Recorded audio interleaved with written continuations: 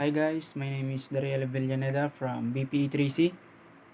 So for today's video, we will be talking about um, conflict, about team building and its management. So without further ado, let's start.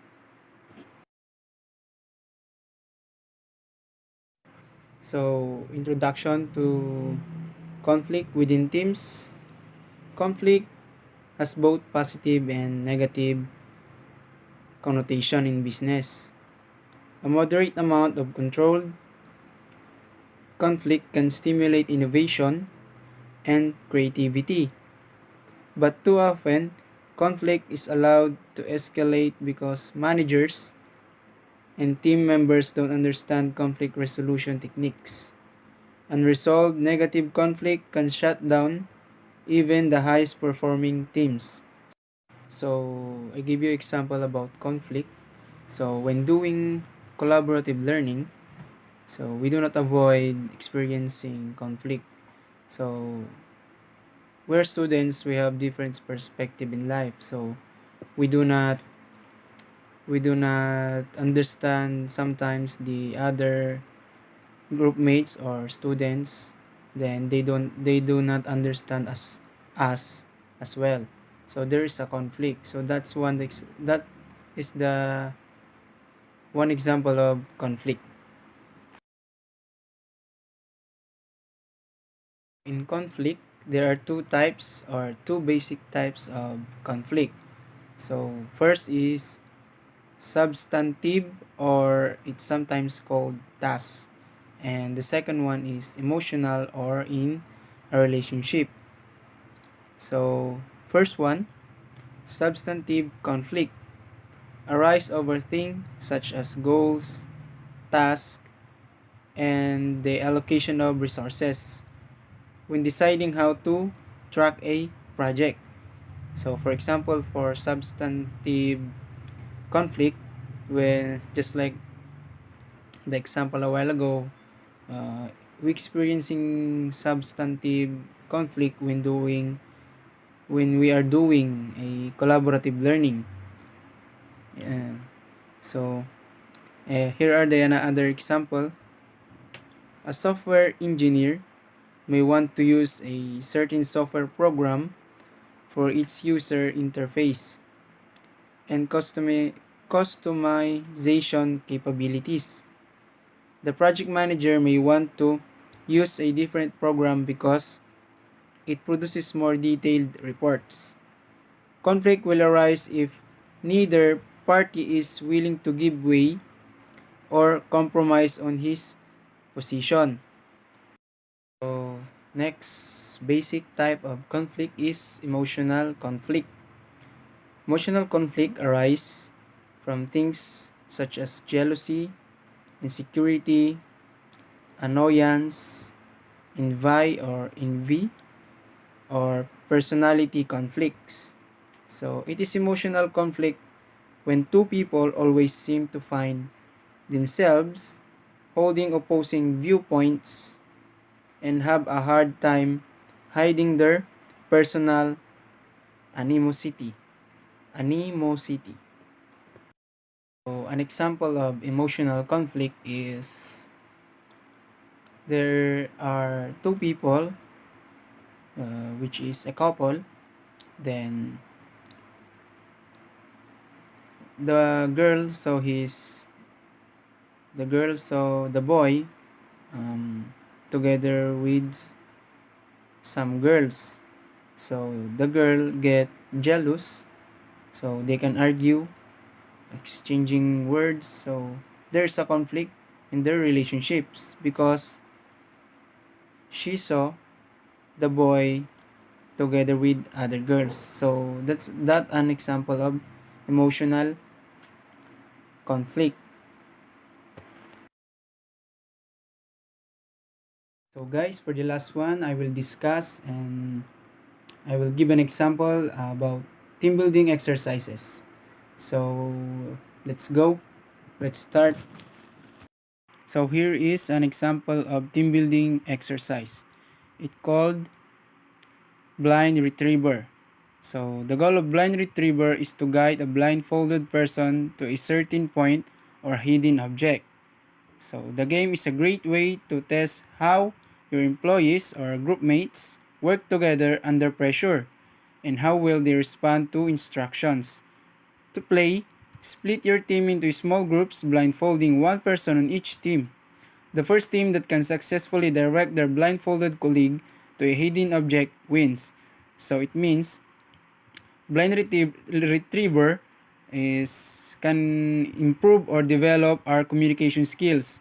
So in this exercise, it develops our communication skills to our group mates or to our colleagues so that you and your teammates can easily and can successfully finish the task that given to you. That's all. Thank you. Hello fellas! My name is Reynaldo Gidansalan from BPE 3C. Today's video, we will talk about the conflict management. After a good friend define what is conflict and the types of it, today or this time we will discuss the conflict management or how to manage conflict. So sit back, relax, and tune in. Conflict management is the process of limiting the negative aspects of conflict while increasing the positive aspects of conflict. The aim of conflict management is to enhance learning and group outcomes, including effectiveness of performance in an organizational setting. Properly managed conflict can improve group outcomes.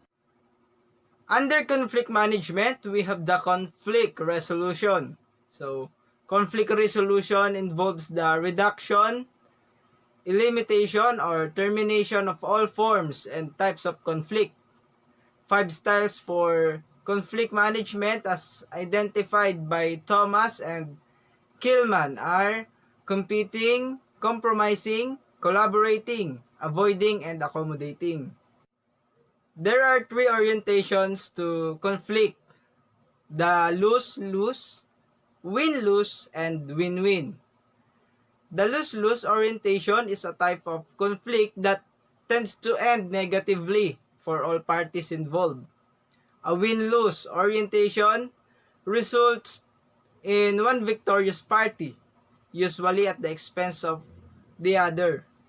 The win-win orientation is one of the most essential concepts to conflict resolution.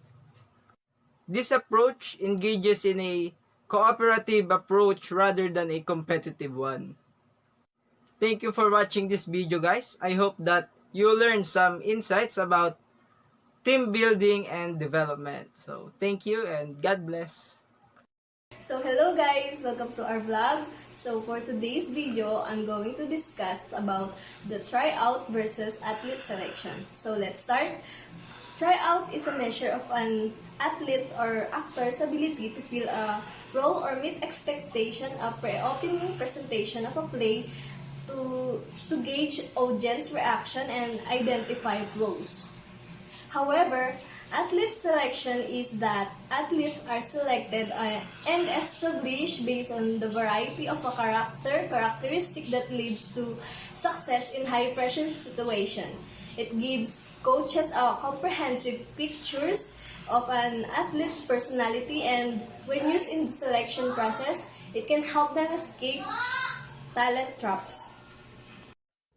Bruce Stockman, an educational psychologist, identified a 5 stages development process that every team must follow to become a high-performing team. So he called it forming, storming, norming, performing, and adjourning. What's up mga ka-edu? Welcome to my vlog. And first, I would like to introduce myself. I'm Ronquillo Delberto from BB3C, and let's proceed. Stage of team development. Understanding the 5 stage of team development enables you to get teams started, resolve conflicts more smoothly, share information effectively, achieve top result, and review outcomes to keep finding ways to improve. And here's how stage work. First, let me define the 5 stage and First, the forming, storming, norming, performing, and adjourning. Um, First, what is norming? By now, teams figure out how to work together. There's no more internal competition or responsibilities, and goals are clear. Each person works more efficiently because he or she has learned to share their ideas and listen feedback while working a common goal. And performing, this stage is the payoff for team members' hard work. What once a group of individuals has learned to function as a team. However, they deal with conflicts as they arise challenging without getting personal and take collective pride in team successes. As a future educator, I recommend team building exercise, code of conduct. Why? Because a simple but meaningful activity that set the tone for an event and build consensus on shared ideas. In addition, teams list what matters to them on a whiteboard perfect for the start of an event or workshop.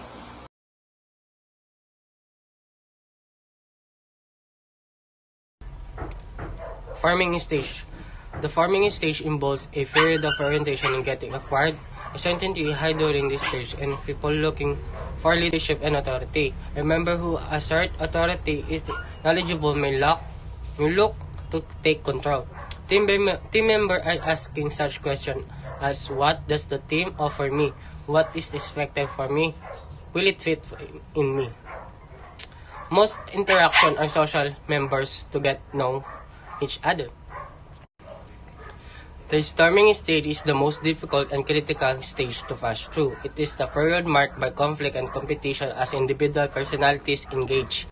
The team performance may actually decrease in this stage because energy is put into unproductive activities. Members may disagree on the team goals. And subgroups and critics may form around strong personalities or area of agreement. To get through this stage, members must work to overcome obstacles, to accept individual differences, and to work through conflicting ideas on the team tasks and goals. Team can be broken down in this stage. Failure to address conflict may result in long-term problem. During stage, most of the team goals have been accomplished. The emphasis is wrapping up final tasks and documenting the effort and result. As the load diminishes, individual members may be reassigned to other teams, and the team is disbanded. There may be regrets on the team ends. So, ceremonial acknowledgement of the work and success of the team can be helpful. If the team is standing committee with ongoing responsibility, member may be replaced by new people and the team can go back to a forming or storming stage and repeat the development process. Teams are most efficient and collaborative when they use huddle. However, even strong teams can benefit from team building exercises. They are a great way of improving communication, morale, motivation, productivity, helping employees or new teams to get to know each other better and learning about one's strengths and weaknesses. Team building games and activities can be used by any businesses, large or small, to promote better teamwork in the workplace. And as most business owners and managers know, great teamwork is one of the key factors associated with the company's success. There are four main types of team activities, which includes communication activities, problem-solving activities or decision-making activities, adaptability or planning activities, and activities that focus on building trust. The idea is to perform various activities that are both fun and challenging, and that also have the side effect of building teamwork skills that can help improve employee performances and productivity at the office. In this first installment, we'll take a look at highly effective and fun-building activities designed to improve communication and problem-solving skills. These team-building activities will have your company or your team well on this way to building team of peers that work well together and productive and have a renewed focus. Willow in the Wind, this particular trust-building exercise goes by different names, but usually illustrates the same idea. This exercise is the best suited for coworkers or co-teams who already know each other fairly well. One participant must volunteer or be chosen to be the willow. The willow must stand in the middle of the group with their eyes closed, their feet together, and body upright. They will perform a series of thrust leans against the other participants whose job is to hold the willow and pass them around without allowing them to fall or feel frightened as if they are going to fall. Before beginning, the instructors should discuss spotting techniques to all the participants. Those who are not the willow must have one foot in front of the other, have their arm outstretched, elbows locked, and fingers loose, as well as be ready and alert. This will ensure that they will successfully pass the willow around without any troubles. Various co-workers or co-teams can take turns being the willow. These techniques help your team establish and build trust with each other in an open, fun environment.